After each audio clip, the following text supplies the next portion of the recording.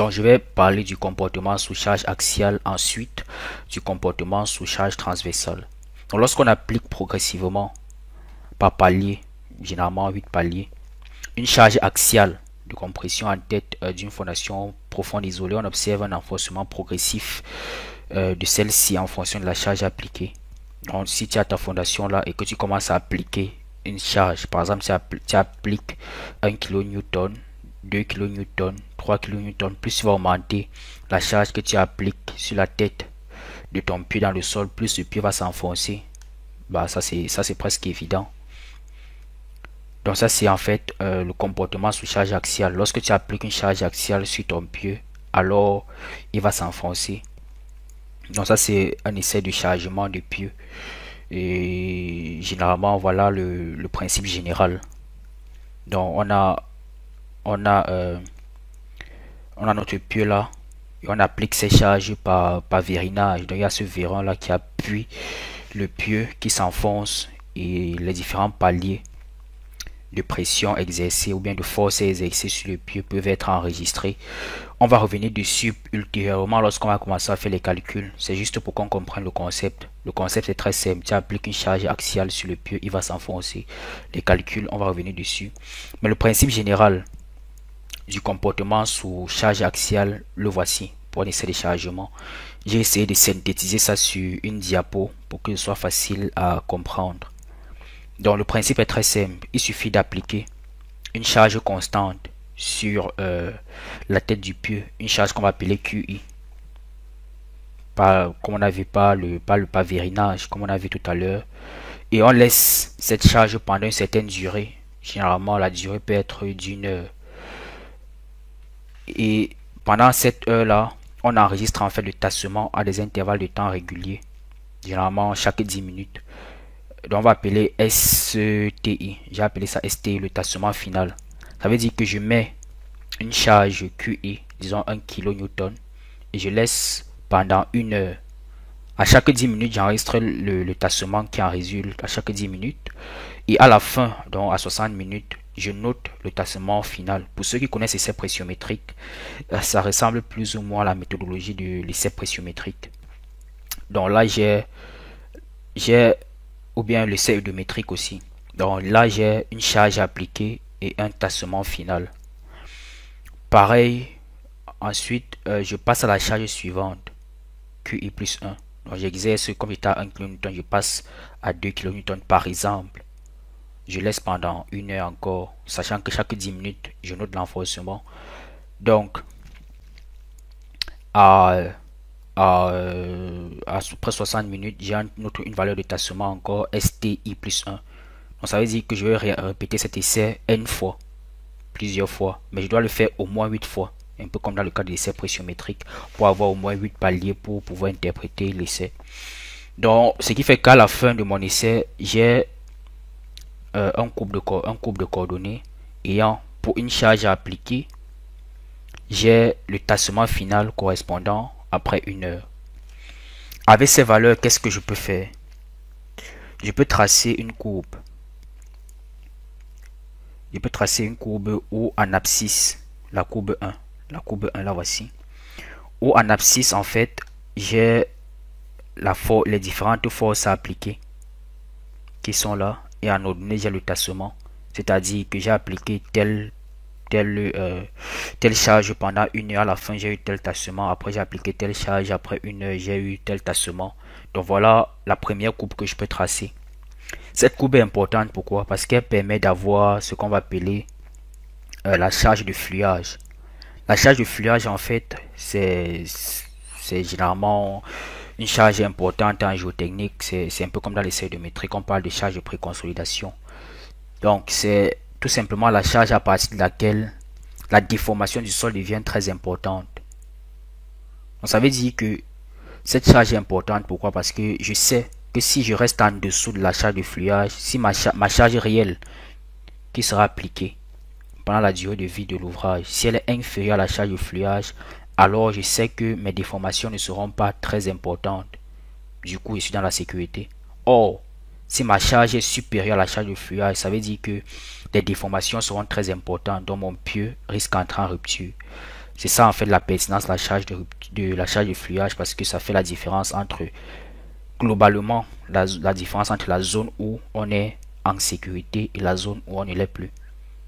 En gros, c'est ça. On va revenir là-dessus lorsqu'on va voir le comportement sous charge, le calcul de capacité portante par la méthode de chargement. Mais c'est juste pour qu'on comprenne le concept. Donc ça, c'est la première coupe qu'il peut tracer. Le tassement final en fonction de la charge appliquée, net comme un essai odométrique. Après, je peux également tracer une courbe du tassement en fonction du temps. Rappelez-vous, pour chaque charge que j'ai appliquée, qu'est-ce que j'ai? J'ai le temps et j'ai le tassement.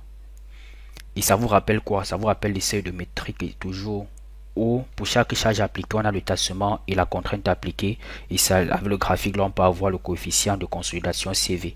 C'est le même principe.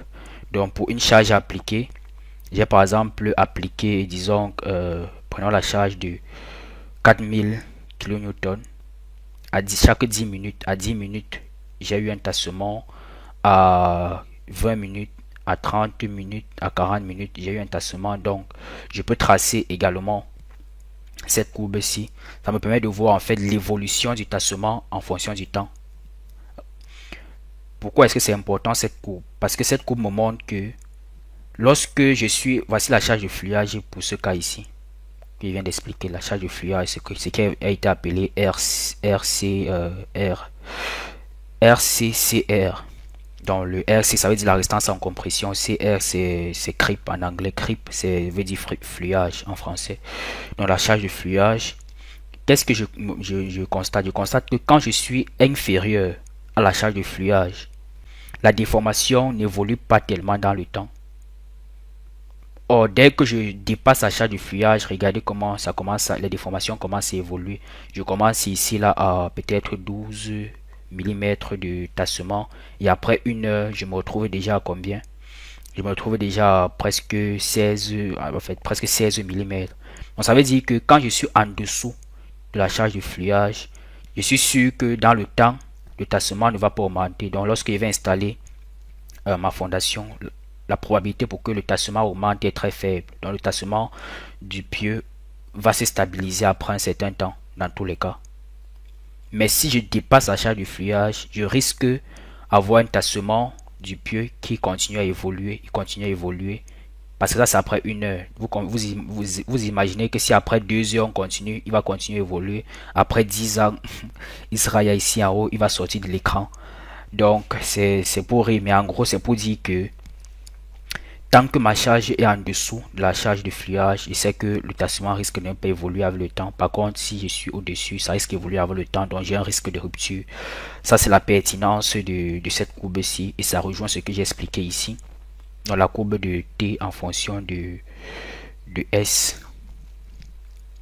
Après, je peux aussi calculer quelque chose de très important, la vitesse de fluage. Dans la vitesse avec laquelle le tassement se passe, c'est toujours comme le fluage dans l'essai pressiométrique. Donc la vitesse de fluage se calcule tout simplement comme étant la différence de tassement entre deux instants donnés divisé par D. Donc D, c'est tout simplement le temps qui sépare deux mesures. Par exemple là, D c'est 1 heure, donc on fait un essai chaque heure. Donc dans ce cas, D c'est 1 heure. Vous savez que là j'ai la vitesse avec laquelle le tassement se passe, le tassement du pieu. Donc avec ça, je peux aussi avoir une troisième courbe, une courbe où j'ai la charge appliquée et la vitesse avec laquelle le tassement se passe, c'est-à-dire la vitesse avec laquelle le pieu s'enfonce dans le sol. Et c'est cette courbe là ici. Qu'est-ce qu'on constate toujours? On constate que voici la charge de fluage encore ici là en pointillé. On constate que lorsqu'on est inférieur à la charge de fluage, qu'est-ce qui se passe? La vitesse d'enfoncement, la vitesse de fluage est nulle. Ça veut dire quoi une vitesse de fluage nulle? Ça rejoint ce que vous expliquez ici. Ça veut dire que plus le temps passe, en fait, quand le temps passe, le pieu ne s'enfonce plus. C'est-à-dire qu'après une certaine durée, le pieu cesse de s'enfoncer sous une charge constante.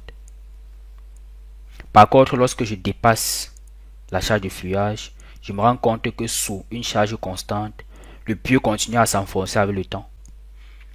Donc tout ceci, tous les trois graphes en résumé, c'est pour vous donner l'importance de la charge de fluage et pour vous dire que le dimensionnement généralement est considéré pour une charge de service inférieur à la charge de fluage parce qu'on est sûr que dans tous les cas le pieu sera en sécurité dans ce cas.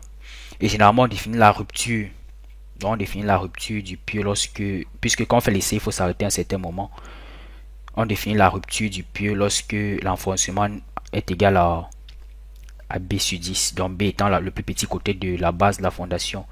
Donc dès que l'enfoncement total pour la dernière charge QN appliquée est supérieur ou égal à B sur 10, on arrête l'essai et on peut interpréter le résultat. On sait que quand tu fais tes paliers, tu dois te rassurer de pouvoir atteindre au moins 8 paliers de pression exercée avant d'atteindre un enfoncement de B sur 10. Donc globalement, je vous ai rapidement expliqué le comportement ou bien l'essai de chargement, mais on va revenir dessus, on va faire des exemples plus tard. C'est juste pour qu'on comprenne que sous charge axiale, les fondations, elles connaissent un tassement, donc un tassement qui peut conduire à la rupture du pieu de la fondation.